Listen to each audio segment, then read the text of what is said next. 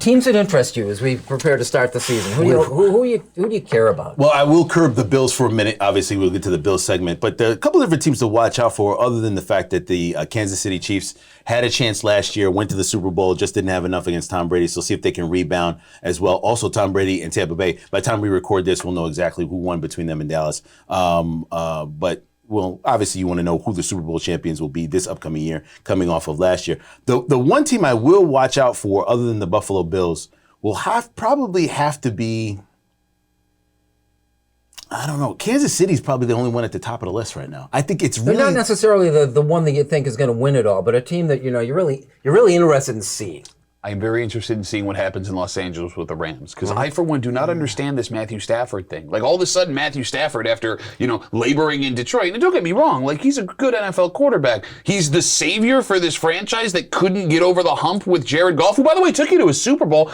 I want to see if I'm wrong. I know I'm not. I know this is all a bunch of hype for nothing, but you have the pieces there if Stafford can be successful where you can actually do something. I don't think he will be, but I want to watch what happens. I will say this, the Saints. I will watch the Saints because I want to see exactly what Drew Brees leaves, what Jameis Winston will walk into. You still have the same head coach. They've gone through a lot, too, with everything that's gone on with Hurricane Ida and having to move that home game, which is very interesting, in New Orleans now to another facility. So you're kind of playing two road games.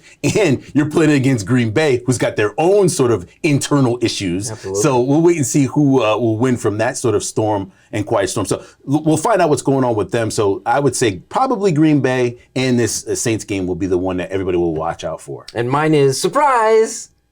It's because it impacts a lot of the future of the Buffalo Bills. I think what the New England Patriots are, starting a rookie quarterback. All the defense opted out last year. They're all coming back, and they spent huge on free agency. Totally. Don't dismiss them. I'm not saying they're better, because they're not, than Buffalo. But they're a team with the culture there and the head coach and everything else going on. It's like, what are they and how good might they become? Yeah, no, every Sully calling into Boston radio stations would absolutely. Are you kidding me right now? That's my real last name. I believe that. He is not kidding. He wants to know whether or not Bill Belichick made the right decision getting rid of Cam Newton and putting this rookie in going forward. Meanwhile, Miami with Tua, who knows if he's even going to play the rest of this season. Okay, can I ask a sincere question? Real quick, because you're the Patriots guy, right? The Patriots guy, fine. Everyone is still giving the benefit of the doubt to Belichick because he's a genius. He has a losing record as the head coach of the Patriots without Tom Brady as a starting quarterback. You're aware of that, right? And then, of course, this is a masterstroke in quarterback class by going to Mac Jones because he's ready sooner.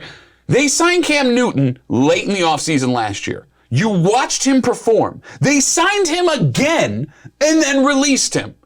And that's paid him almost nothing. Okay, it doesn't matter. You saw what he had in the tank. You knew you were drafting a quarterback. There were other free agent quarterbacks available that would have fit your mold better. And you re-signed Cam Newton to start a rookie who beat him out? And that's a masterstroke in coach GM world?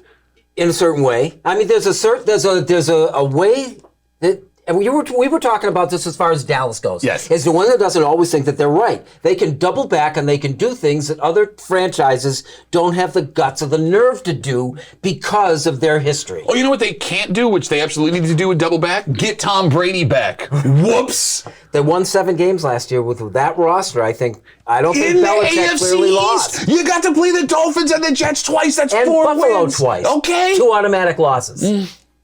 I think I'm not saying they're great. I think they're interesting. I think they're a team worth watching. Let me back up, Bill, for a minute. I don't only think that they're interesting. I think they're getting in line. Listen. They're getting in line to try to get back up into position. If you bring in Matt Jones this year, you can find a way to beat Miami. Maybe you're close with the Jets, who also have a rookie quarterback. Now we're a little bit closer to Buffalo and probably try to reclaim the AFC East. Yeah. I'm not saying they'll be able to do it this year. You take your hits, you take your L's, but you learn for next year and you build over Josh Allen, who you're going to have to deal with for the next 4 years. Yeah, look, one last thing, and I know we're over on this segment. It was just before they got Josh Allen. I mean, we were talking, and I remember pinning down, it says, the Buffalo Bills have become the team that the New England Patriots now fear because they were organized well. The things that they were doing were looking towards the future. And says now the roles have reversed. I think the Buffalo Bills can look at the New England Patriots as the team that they have to fear down the road because of the way they do business. That's it.